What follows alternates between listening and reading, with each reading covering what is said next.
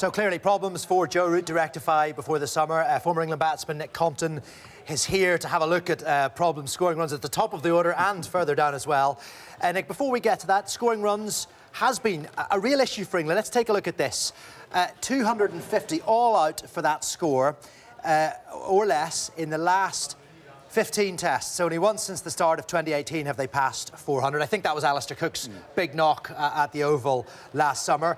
And I suppose when you don't go past 250 very often, let alone 400, you're not likely to win many tests. No, you're not. It's been a big problem for some time. The top three, we've got a powerhouse in the middle order, the likes of Jos Buttler, Stokes, etc. And it's really the top three that need to protect them. You know, wear off the new ball, do very much what West Indies have done over the last two test matches, but it's something that hasn't happened for a while, and it's causing real problems for England.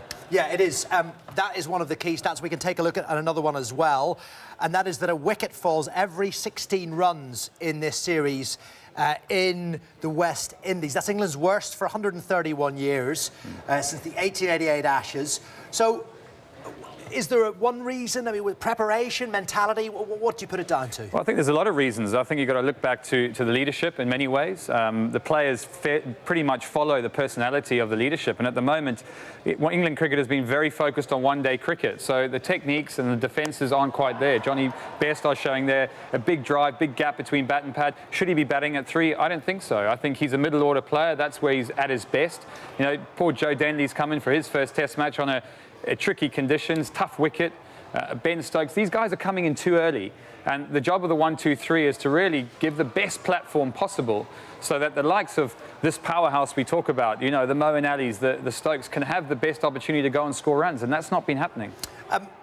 But West Indies were able to tough it out. They grounded out, they took their time, they showed England exactly how they should be playing. Why can't England do that? Well, one was preparation. I think coming into the series, there's no doubt that the players didn't have the best preparation. The likes of Joe Root was playing in the Big Bash right up until the point of the series, as was Jos Buttler and a few other players.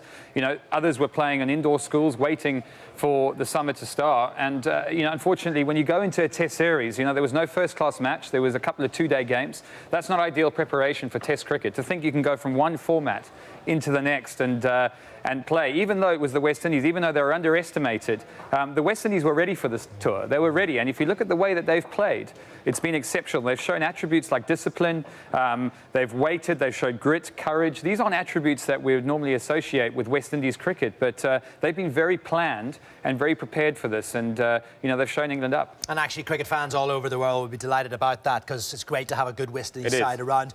Look, one more stat: a wicket lost every 32 balls. That is the quickest rate England have ever lost wickets. So very disappointing figures. But let's talk about the top order, because since Andrew Strauss retired, they have gone through 31 players who've batted at least one innings in the top 4. You're in there as well. So many changes.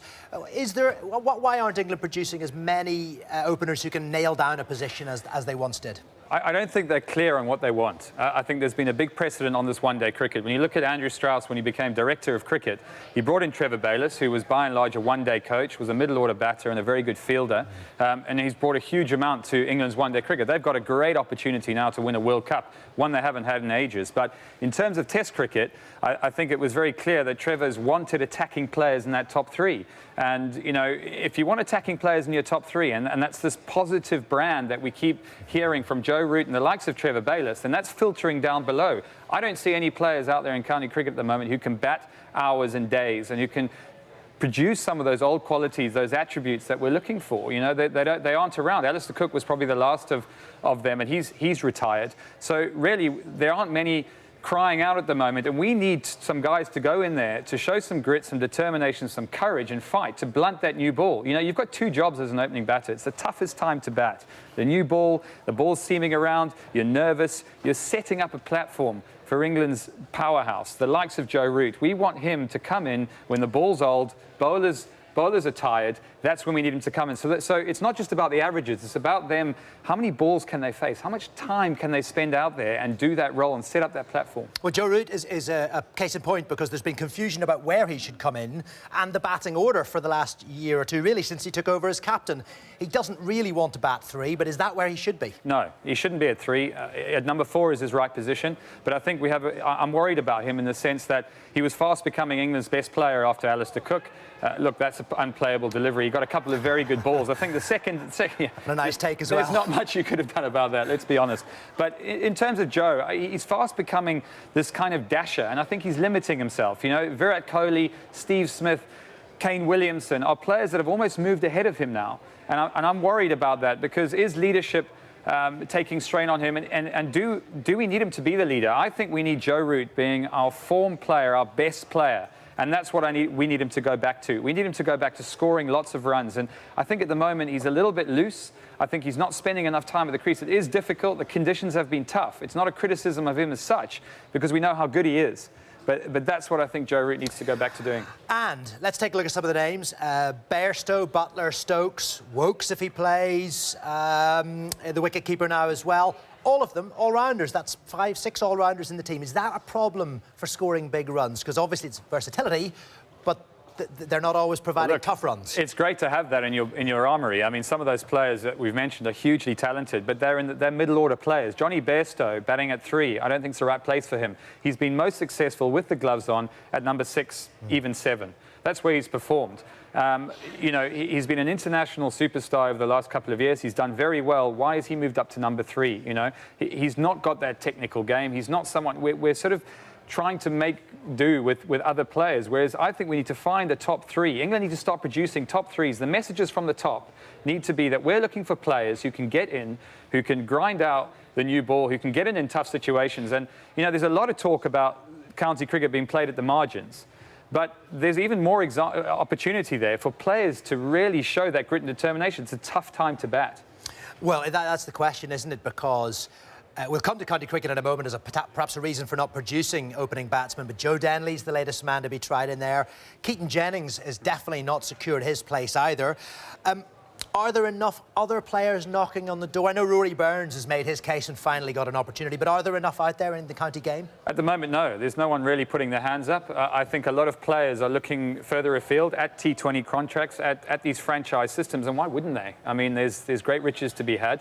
And also, if you look at the way that England are setting up, Trevor Bayliss said when I was playing that he wanted 2 attacking players in the top 3. That filters down. So, you know, players aren't going out in April and thinking, I'm going to spend 3 hours at the crease and end up with 25 and, you know, suddenly get a good ball and walk off. Those aren't the attributes that we're lauding. Those aren't the kind of qualities that, you know, the media, for example, are looking for. But now suddenly we have these collapses and we're all asking for where are the players that can bat time, who can blunt the new ball? And I don't think there are many at the moment. But if T20 competitions like the Big Bash, like the Ram Slam, the IPL had existed when you were a really young player coming up through the game, you'd surely have been tempted by the lucrative offers. No, absolutely. And I'm not blaming any of the players. I think it's a tough balance to get. But I think that Test cricket still goes 5 days. A lot of the Test matches we're watching aren't even reaching the 3rd or 4th day. So there's a problem, you know, with techniques. There's a problem with concentration. And this is something that needs to be harnessed and honed for a number of years. And the county championship, which was always the breeding ground for Test match players, is now being pushed to the margins, as you mentioned. We're starting the season earlier, we're finishing later, which doesn't really aid opening batsmen. It's so tough to make runs. So how does the county championship make itself more important in the cricket schedule? Well, there's some options. You know, maybe have a period of 6 or 7 or 8 teams that play in the middle of the season on good, hard, intense cricket, and you choose the team from there, because I think we're lacking that intensity at the moment. I think there still is an opportunity, though, for top-order players in April, in March, when it's very tough, to go out there and show their mettle, because it is a tough time to bat. There's no excuse to not work on your technique, to work on some of those qualities that we need to see here. Well, this is a tough question, and it's one for the selectors, but let's make you the selector. Top 3, who would you have for the first Ashes Test in the summer? I've always been quite old-fashioned in the way that I pick a team, and I think you've got to go back to traditional ways of looking at it. Your top 5 batters and your best 5 bowlers, really. And for me, who are your top 2 opening batsmen? Keaton Jennings at the moment. He batted quite well in the second innings, batted time, didn't get a big score.